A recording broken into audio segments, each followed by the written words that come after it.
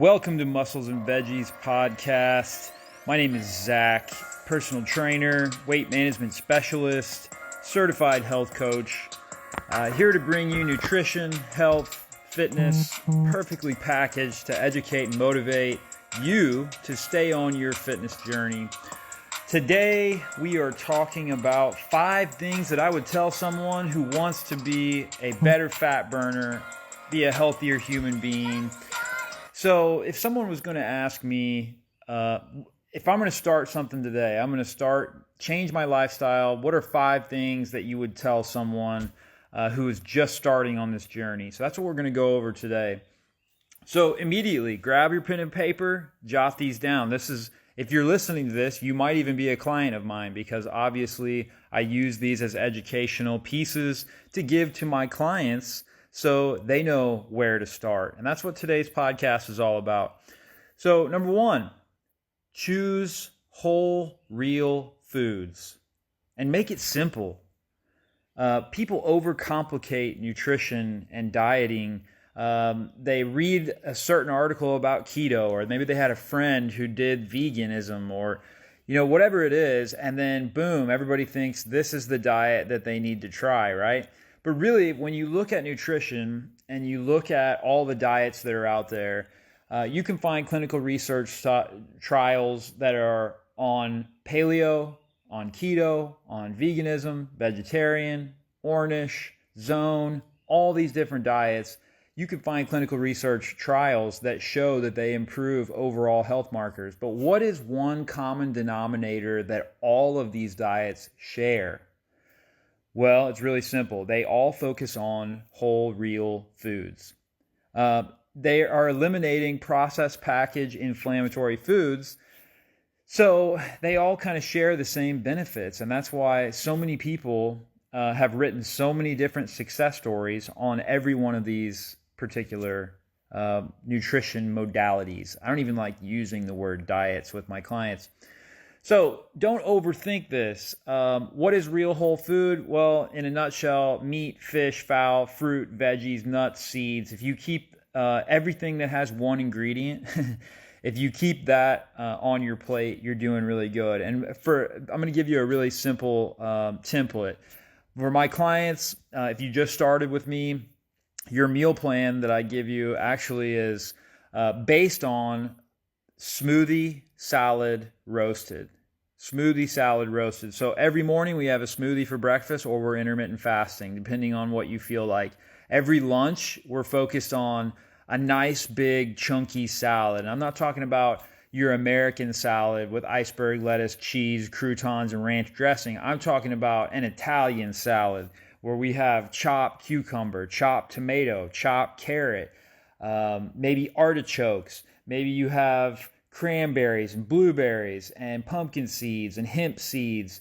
Then you got a handful of spring mix like spinach, kale, spring mix, things like that. So this is actually more veg than it is, actually like leaves, salad greens, things like that, right? So we have a smoothie for breakfast. That's going to be, a rice and pea protein powder is what I generally recommend. Whey protein can be somewhat inflammatory for most people, especially those that have dairy issues. So we focus on a rice and pea protein, a cup of blueberries, some sort of fruit, a little bit of coconut milk. Blend that up, boom, you're off and running. It took you 3 minutes to make your breakfast and you're out the door drinking it on the way to work or on the way to school, whatever you're doing. Salad for lunch, we already talked about that. And then for dinner is our roasted meal. So this could be like a paleo type looking meal where you have roasted veggies, maybe a roasted sweet potato with broccoli, and then some sort of wild-caught, grass-fed, free-range meat source. So that could be a sockeye salmon, it could be a burger, it could be a steak, it could be some sort of meat, fish, or fowl. Now, number 2, let's get right on to number 2, because this actually helps number 1. And that is own your Monday through Friday. This means that we're having our smoothie, we're having our salad, we're having our roasted dinner, right? And a lot of times what also works well is making sure that you're having leftovers from your dinner the next day for lunch with your salad. So that could be like an extra piece of protein, maybe an extra burger that you have with your salad the next day at lunch. And this all depends on your protein needs. So owning your Monday through Friday, what does that mean? It means be more consistent. Own your Monday through Friday. So Monday through Friday, you are having your smoothie, your salad, and your roasted. You're not eating out. You're focusing on meal prepping, which means you're thinking ahead for what your day looks like, what your schedule looks like, and then how you're going to plan your meals accordingly. So when I wake up in the morning, I look at my schedule. What do I have going on today? Who am I meeting with? When am I going to be able to squeak in my lunch? And then what time am I going to make it home? Am I going to make it home in time to do a more extensive dinner, or am I going to have to throw something together in 10 minutes because I'm home at 6:30 and I stop eating by 7, which we're going to talk about here in a second. But also owning your Monday through Friday means maybe you don't have dessert Monday through Friday. Maybe you don't have alcohol Monday through Friday. Maybe you're listening to motivational podcasts like this that help you think clearly to stay on track. They motivate you to make the right decisions. These are all part of how we work with clients to own their Monday through Friday. Because guess what? If you own your Monday through Friday, and let's say you eat with family on the weekends or you have a drink or whatever, we're all going to do that. I'm sorry, we're not all neurotic, and we are going to do that from time to time. If you own your Monday through Friday, you're going to be so much more susceptible to handle that weekend excursion with a drink or a dessert or something like that. So that's number 2, owning your Monday through Friday. Number 3, consistently get more active. Maybe you're just starting to get more active and to want to be healthier. I'm not going to tell you that you have to go to the gym 3 times a week, full body strength training routine. If you have no idea what that looks like, it's going to be very hard for you to go in there and do that. And that's where coaching does come in and help, but also just getting people to take 2 15-minute walks per day. Focus on 10,000 steps per day. If you're not moving very much and you have an office job and you're very sedentary, you're probably not getting anywhere close to 10,000 steps a day. You're probably not even getting 5,000 steps a day. So let's focus on that first.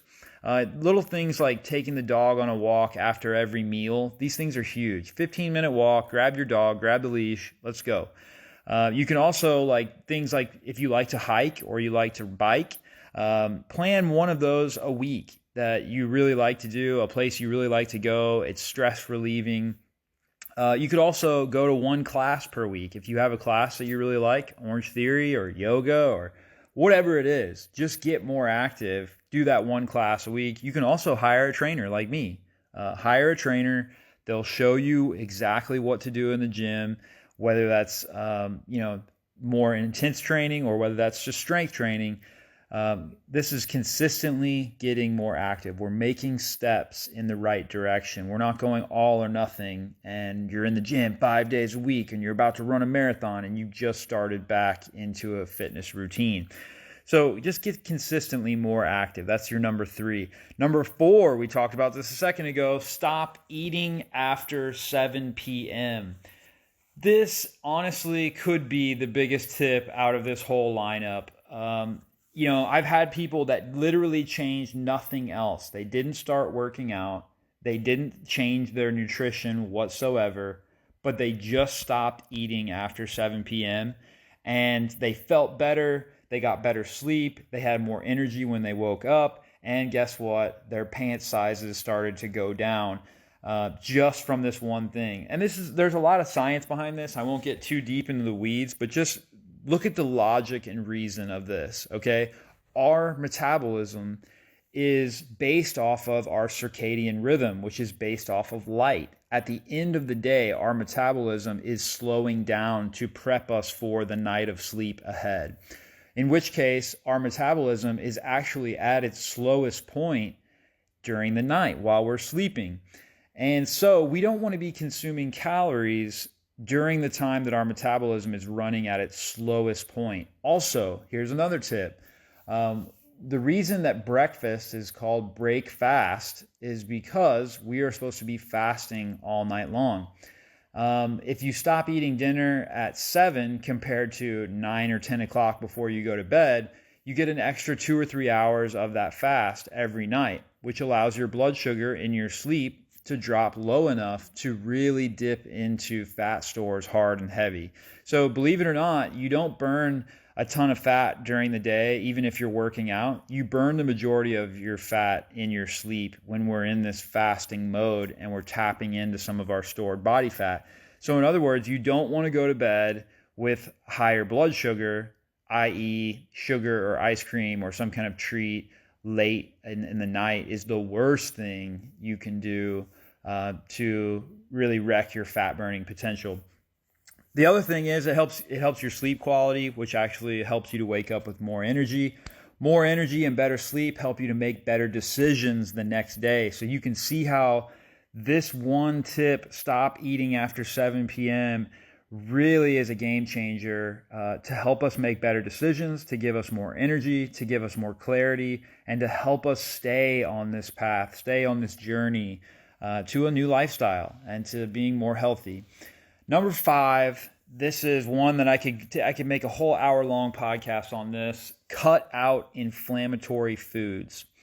We learned a lot about inflammation during COVID. In fact, the higher that the person's inflammation was, the more susceptible they were to a really chronic infection or a really strong infection from COVID-19. So alcohol, sugar, wheat, dairy, processed foods, these are the biggest culprits for inflammation. The people who are the most chronically inflamed, these are the diabetic, these are the obese. You can measure this by CRP on a blood test or homocysteine. Both of these are markers of inflammation if they are elevated. So what has been shown to decrease these markers? Alcohol is a big one. There's a reason why when you consume alcohol, they call you intoxicated, right? Because alcohol is actually a toxin in large doses. In small doses, it can be a healthy hormetic stress, but in large doses, it is a toxin, and especially if it's consumed on a normal basis or a daily basis. So we really want to limit or cut out alcohol. Maybe, once or twice a week. My rule with clients is 1 to 3 drinks per week, never more than 2 at a time. So you either get 2 drinks one day, 3 drinks one day at a time, or however you structure that involves 3 drinks a week, no more than 2 at a time. Next, sugar. This is a no-brainer. We know we shouldn't be drinking sugary sweetened drinks and Cokes and any of this stuff. In fact, sugary sweetened drinks, even Gatorade, contribute to one of the leading causes of obesity. And that's because sugar in liquid form digests very fast and it raises blood sugar super fast. So this is why sugary sweetened drinks and sugar foods, they can chronically raise inflammation really, really fast. Number 3 is dairy and wheat.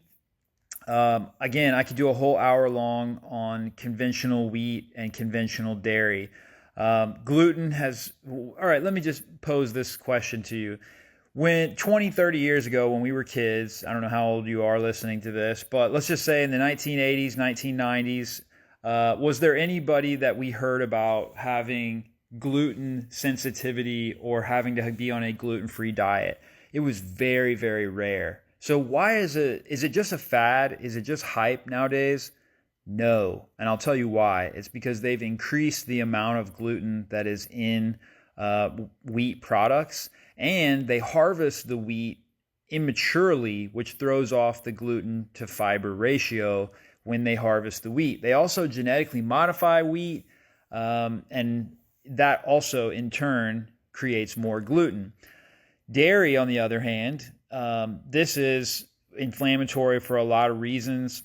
Number 1 is that lactase is an enzyme that we need to consume and properly digest dairy.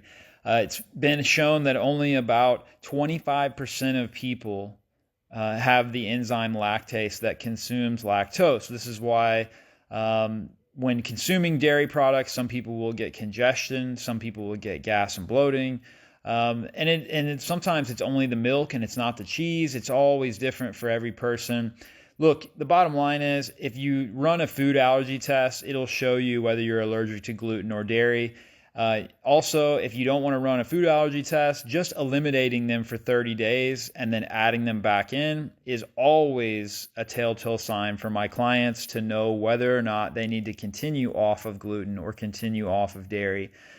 And the last one, processed packaged foods. Processed packaged foods is a no-brainer. These things are full of preservatives, full of unhealthy seed oils. They're full of refined carbohydrates. These things are designed to sit on a shelf and not rot for years. That is not food, okay? If we were to take an apple and a Twinkie and set it on a shelf, how long will the apple sit there and how long will the Twinkie sit there? Well, guess what? The Twinkie will sit there for years. Years. Granted, it's still edible, but does that mean it's food? It has had so many preservatives pumped into it to keep the bacteria from consuming it that it is allowed to sit there and not mold and decompose for literally 5, 6, 7 years. So these things are not foods. They are what they're called frankenfoods. And we want to avoid those. And we want to, again, focus on our number one suggestion: choose real whole foods. Make it simple. So to recap, let's go through these again. Number one, choose real whole foods. Make it simple. Don't overcomplicate it. Smoothie, salad, roasted. Don't snack in between if you can. Number two, own your Monday through Friday. So be consistent. Don't eat out. Maybe avoid alcohol. Maybe avoid dessert. Listen to motivational podcasts. Number three, consistently get more and more active. So 10,000 steps per day. Take your dog on a walk. Plan a hike or a bike. Hire a trainer. Hit a class. Something like that. Number four, stop eating after 7 p.m. Make your fasting window go a little bit longer. If you stop eating at 7 p.m. and you don't eat again until after 7 a.m., you got more fasting every day than you have feasting, which is a great way to burn up body fat. Number five, cut out inflammatory foods. Learn about inflammatory foods.